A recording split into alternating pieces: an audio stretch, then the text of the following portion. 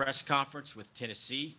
Joining us left to right on your screen are head coach Tony Vitello, starting pitcher Chad Dallas, and third baseman Jake Rucker. To ask a question, please click the raise your hand function, and we'll call on you one at a time. Before we take questions, Coach will make some opening remarks. Coach? Yeah, I mean, kudos to the people running the deal, and then also our people that decided to throw that block party. Their fans, our fans. I don't know how you beat that environment other than keep the rain away, although the rain seemed to stoke the fire a little bit with the people. And then I was impressed that the guy to the left of me for a lot of different reasons tonight. But mainly he was out there, got an out in a torrential downpour, and then looked like he was on his way to get another one, but then waits out the rain delay. So that's the thing that most sticks in my mind is how great the environment was and how gritty and gutty the guy to my left is, kind of like Scotty Skiles, they used to say. And I've always said he's a good guy to lead us into a weekend because that's the way he is. And our guys seem to kind of follow his lead. They do it in the dugout too, when he's horsing around, which can be aggravating sometimes. But, when it's on the field, there's a lot of passion. There's a lot of grit. And if you're going to summarize our win, it's not like LSU didn't have the same thing, but it was kind of our brand of baseball. And we were able to overcome a little bit of adversity and fortunately win the game tonight. Questions? We'll start with Ben McKee, and then we'll go to Jordan. Yeah, Tony, was there any thought to going to somebody else during that rain delay? And just what did you see from Chad and Chad, what was working for you so well? And how did you kind of stay locked in there during that 50-minute rain delay? Yeah, the administrative people here, Greg was the main guy.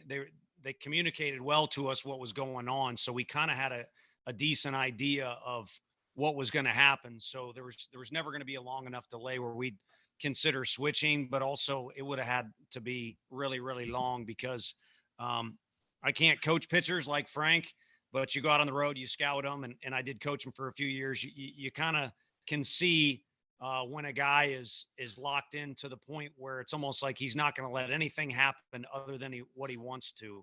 And Chad kind of had that look to him. And obviously he's not invincible and he's facing a really good team, but he just kind of had that look of determination. So I think really that was an easier decision than it was to leave him in to finish his final inning.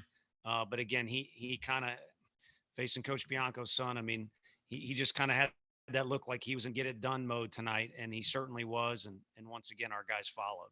So. Oh, you big boy. Yeah. How'd you do it? Let them know. Yeah. So going through the rain delay was a little different. I mean, you sometimes sit through long innings, but those aren't as long as, sometimes what this rain delay was. But like Coach Vitello said, I felt like it was my game to continue. In my heart and in my mind that there was nothing that was going to take me out of that game, no matter how long it was. Just as soon as I saw that it was a delay, I automatically went up to I think it was Coach Anderson and asked him, when can I go down to the cages and stay stretched out. It was just the competitor inside me that didn't want to get taken out of the game, and so it was just, there we go. Jordan? Hey, Tony, as you kind of look at this game, 3 of your 4 RBIs came in the back half of your lineup. Just as you kind of get into this point of the season, how much of a blessing is that to you that you kind of know top to bottom, you don't have anyone that you wouldn't want to see at the plate, so to speak? No, it is. And you're giving me flashbacks to teams. I won't name any names, but it's tough to have a 1 through 9 deal going on. But in this league, every roster is so stacked. You tend to see the best offenses don't give you any breathing room. And I've been a part of teams or coached with teams where that's not necessarily the case. And everybody can feel the weight of the game on their shoulders when this guy's up or that guy's up or this part of the order. And if they don't get it done, then it's not going to happen. And with this club, it's different. It could be anyone on any given night. And you could see a guy, not naming any names, have a really bad at bat. And then next thing you know, he's willing to compete and answer the bell which seems to be one of our themes, the next at bat. And, it could be our guy takes the best BP out of anybody in a game, but doesn't get it done in his at bats, but the 2 or 3 hitters behind him do. So it's a blessing in particular this time of year, because you want your dugout to be confident. And I think these guys think that they can find a way. Troy, then David Ubben. Tony, I got 2 questions for you just regarding emotion. I guess one, you seem to be really amped up right before the national anthem during that starting lineup. I guess just what has the lead up to this game been like for y'all? And I guess just how exciting was it to finally take the field and get ready to play game 1 and 2? I guess, was there any frustration on your part that they didn't call the game prior to Chad giving up that home run? Well, as far as prior to the game, a lot was made of the long week, and now it's over with. Our guys are, they've been plopped right in the middle of a tournament. It's a, super regional tournament, and now we're in the middle of it, but a lot was made leading up to it. And I thought our guys were fine. I mean, part of the deal is we got done late Sunday night. I'm sure Chad didn't go to bed before midnight on Sunday night. We didn't know who we were playing until Tuesday morning, technically. So even though we were pushed to Saturday, the week was not as slow as you might think. And the guys were really good in training. There's not much you can do in practice this time of year. And then early in the day, I kind of had that vibe like, man, our guys this could be a good deal. The vibes we were getting. And then as that anthem picked up, everybody, including the coaches and myself, I think just got a little too jacked up. And it's hard to say that you should do otherwise when the environment's like that. You see a SEC opponent across the other side and all that. But once we calmed down and played, it was definitely in our favor. And there were some emotions from our side when the torrential downpour was going on. It was flashbacks of Fresno State. My main thing was I was just about to ask if homeboy needed any conditioner on the mound. He slipped once, but he probably hurt us and himself a little bit by being in such go mode instead of kind of even cleaning his spikes would have maybe caused us to walk out there. But it's a decision that's out of our hands. Maybe could have called time and asked for some conditioner. But I'll be dang. I mean, you could say everything happens for a reason, but I'd say everything seems to happen crazy to this team. Sometimes we do it to ourselves and sometimes we overcome those things, but it's just kind of part of our mantra. David. Yeah, for all you guys, what were you guys kind of doing in the during the delay, and also down a run 2 separate occasions? What was it like in the dugout when that's the scoreboard in a game like this? Start with Chad. For me, I was just trying to keep my body ready to go at all times, stay stretched out, keep my arm ready to get back on the mound. And, the dugout vibe for me, it felt really good. Even when we were down, you trust everybody else on the team as much as possible. They can get it done whenever in whichever situation. So you just stay positive and just wait for something to go your way. Jake. Yeah. Adding on to what Chad said, like we were just hanging out in the locker room, playing some music, trying to keep the vibes up, and just try to stay focused. And even though it was 50 minutes, we just weren't really worried about the rain delay. We were just worried about us and not really worried about anything else. Just getting ready to go. And whenever they call us back out on the field. Coach. Yeah, I mean, you try and keep. You should have seen a couple of our younger coaches running around like mad. You kind of just try and keep it organized. You don't want the frustration of being down 1-0 to carry over, but you also don't want them to get so giddy that they can't get locked back in, because we knew it was going to be a quick turn. Whenever they allowed us to get back on the field. So all in all, I think the kids do a good job of managing themselves in a lot of situations, and that's one where you kind of just don't do anything. You hang out, or do less, like forgetting Sarah Marshall. Will Backus, then Ryan Shumpert. Yeah, Tony, what does it say about this team's identity that it keeps getting pushed in or put into high pressure situations like you had a couple times today, and it keeps delivering for the most part? Zero regard for their coaching staff's heart or arteries or however that stuff works scientifically.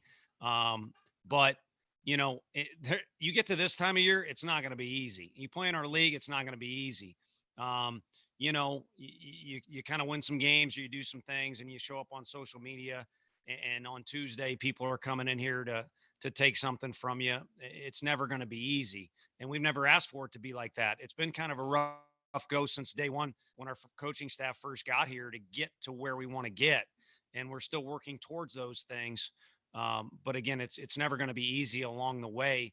And somehow or somewhere in the whole mix of this, the kids have kind of embraced that and almost kind of welcomed it. And I think that's helped them, succeed in the situations you're kind of referring to. And a lot of that starts with leadership. And so we have two good candidates sitting to the left of me as it relates to that. For coach, it seemed like sometime in SEC play, y'all's kind of offensive identity had changed a little bit as the power came out. Just how important were those 6 weeks when your identity was kind of grinding out at bats in a game like this when the power wasn't quite as potent? Yeah, deja vu all over again.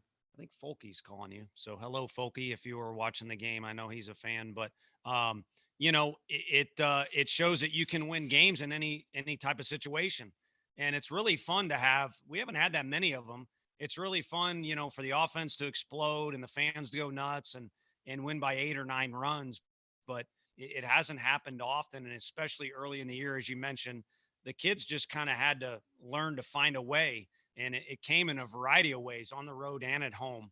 And so, in your utility belt, when you need something, we're fortunate enough we kind of got a diverse portfolio that you can go to as it relates to finding a way to win a game. Trey Wallace, then Wes Rucker. Hey Tony, so during that sixth inning, kind of walk us through your thoughts on what went on with Drew Gilbert, reaching on the fielder's choice, and then Lipsius taking care of business, and kind of momentum swinging your way. In your eyes, what did you see out of that? What did you see out of your hitters taking pitches and walking, and how would you sum it up? I honestly think it all started with Chad. You were talking about basketball here a second ago. A lot of great basketball coaches say your best offense is defense. And, I think the fact that he was able to get out of that jam in a really tough spot when, if you're a fan or you're a media member, you're saying, man, we don't really have a lot of wiggle room for air here. And we come in with that momentum in the dugout. They were charged up.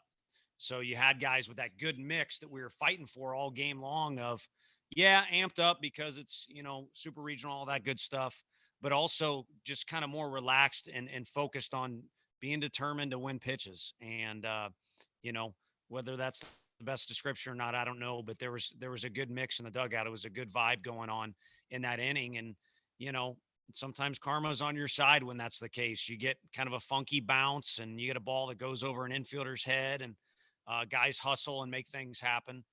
So it worked out well in that inning. But again, I feel like it all started on the defensive end. And following up real quick, Tony, knowing that you were about to make the pitching change, how big was that in the terms of Hundley? I know about the runs scored, but in your mindset and Frank's mindset, knowing what you guys were about to do. I think it was huge. It it never works out where plan A is what happens in the game. But prior to the game, you got to at least envision, how it'll go if it goes your way. And then along the way, there's, of course, some speed bumps. But the guy, we've never really pushed him to the max, even though several times he said to me, I can save our bullpen, because he's always throwing game one. But his shtick or his thing is he's going to have energy. He's going to compete his butt off. He's not going to be flawless, but he's going to get us deep into the game and give us a chance to win. And, it's nice driving to the park knowing that when you got homeboy throwing here. Back to Ben and Troy.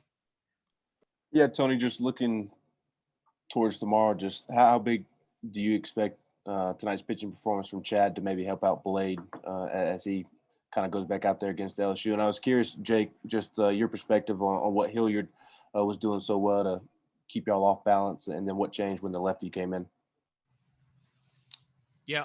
As far as Blade, I mean, it's really kind of been more about, obviously he's thrown on either game 2 or game 3 for us. So he's been able to watch the opponent and learn from his teammates But really, it's kind of been about Blade's, his evolving as a pitcher and maturing as a college athlete. So I think that's, kind of more his deal. He's going on. He's just been getting a little better each week, and it's been fun to watch.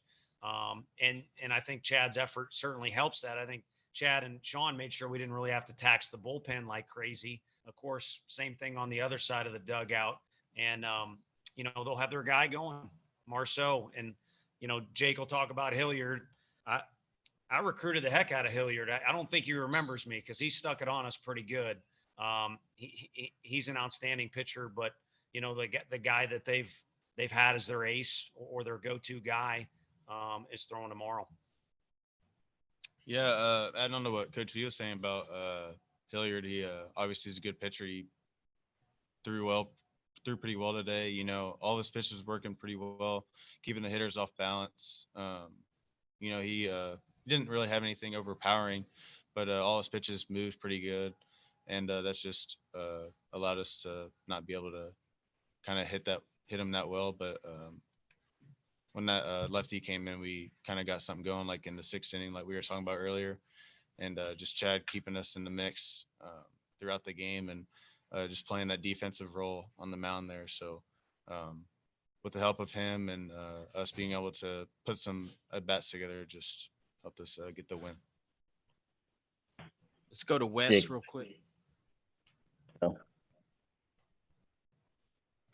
Hey, Wes, for Jake and for Chad, it seems like ever since maybe going back to the Florida series, people keep asking, will this moment ever get too big for this team? Y'all played some of those top 5 teams in the regular season, then you became a top 5 team.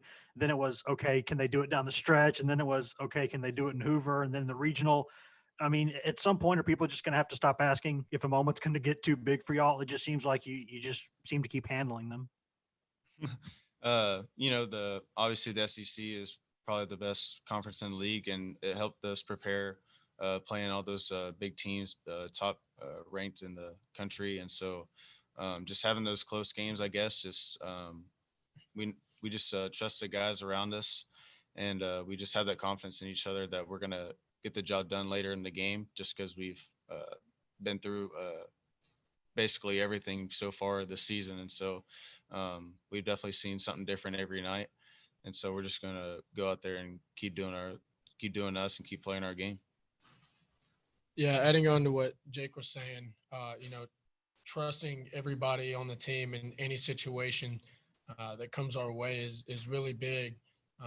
We're a very close team with teammates, and when you have that trust in everybody on the team, it helps so much of just staying cool, calm, and collected while in the dugout, waiting your turn. So like he was saying, when you trust everybody in any situation, it helps kind of keep the relaxation. Hashtag Team Rucker, by the way. Troy? Jake, Ryan touched on it a little bit, but how much easier is it for y'all as an offense when y'all don't just have to rely on scoring on power or scoring with a small ball, and just kind of being able to take that pressure off yourself and knowing that there's not one road to getting back in a ball game? Yeah, going back earlier to what we were saying about just the back half came through for us tonight, getting it done, because like 1 through 9, we're pretty dangerous. And so we're just going to keep doing our thing and keep using that mojo and momentum that we've had. And we're just going to keep doing what we've been doing and not really changing anything. So Blake, then back to Trey. Yeah, Tony, we hear coaches all the time that are trying to rebuild programs say, be patient and it takes time, et cetera. You're in year 4 and your program is 1 game away from the College World Series. How have you done this on this timeline? I don't have a lot of patience, as you probably saw somewhere in the 2nd inning or something. I look like an idiot, I'm sure, if the cameras were on me during the game, but there's definitely no secret sauce. I mean, we have good players, so they make you look smart.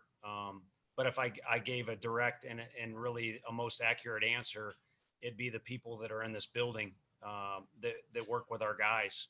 I mean, Megan Anderson, our academic coordinator, and Jeff Woody, our trainer. I mean, I've been doing this a while, and I don't mean to offend anybody else, but it's not even close. Those two on how they do their jobs. So I think we have good people working with good kids, and it makes it a little easier. Not super easy to sleep at night, but it definitely makes it easier to sleep at night. So. Hey Tony, during the rain delay, I want to go back just a second. Was there ever a thought between you and Frank, kind of what you guys were going to talk to the team about? Were you going to say anything, or did you just kind of leave it alone and let the players kind of just hash it out on their own? Yeah, I mean, I hate being overly honest with these guys here, but I kept going to each assistant and saying, "Am I going in there and saying anything?" And everybody just said, "Leave them alone." And that's me. Just I wasn't exactly happy with kind of the presence that was there. It's not like anything was wrong, but it wasn't themselves. They were kind of going outside themselves a little bit, maybe too amped up, whatever you want to call it. But I just gave it a great example of what I was talking about before. I wasn't throwing BS out there.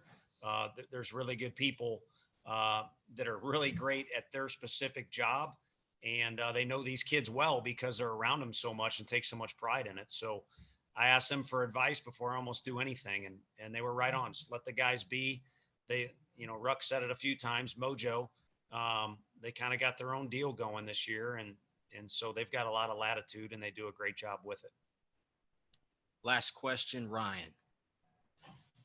For Jake, Tony kind of referenced your rough at bat a minute ago. Just what were you able to do to get that out of your mind and bounce back with 2 doubles? Yeah, going back to what I was saying about Hilliard, just like his stuff was good, all of his pitches were working pretty well, and so just all my teammates going when I was in the dugout, just picking me up and let me know everything's gonna be all right, and just go get the next one and not worry about that last at bat. Just trying to stay positive, and like I said, that mojo that we have, it's been working, and so just having that confidence with each other and having that trust definitely helped me out to get those 2 doubles, or just for us, the rest of the team, to string some hits together and score some runs for the pitchers. So. Thank you, gentlemen, and congratulations. Thank you. Appreciate y'all.